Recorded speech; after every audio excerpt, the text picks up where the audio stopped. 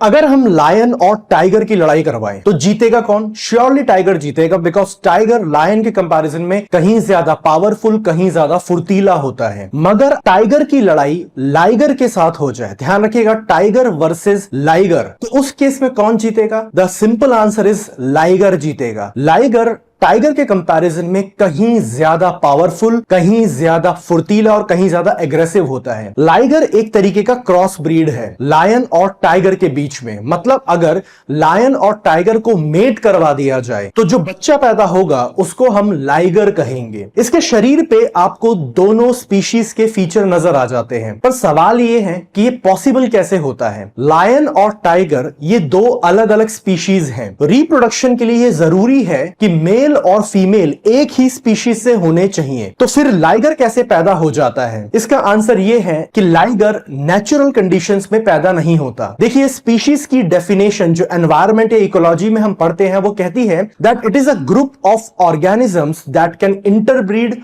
And produce fertile offspring under natural conditions. Now इस definition में आपको यह ध्यान देना होगा कि यहां पे फर्टाइल ऑफस्प्रिंग बोला गया है। इसका क्या मतलब हुआ? इसका मतलब यह है कि दो अलग अलग स्पीशीज के प्राणी मेटिंग भी कर सकते हैं और बच्चा भी पैदा कर सकते हैं, मगर वो बच्चा फर्टाइल नहीं होगा। और यही कारण होता है कि लाइगर मोस्टली केसेस के अंदर इनफर्टाइल होते हैं। मतलब एक मेल लाइगर और एक फीमेल लाइगर अगर मेट करेंगे तो वो फर्दर एक और नया लाइगर बच्चा पैदा नहीं कर सकते।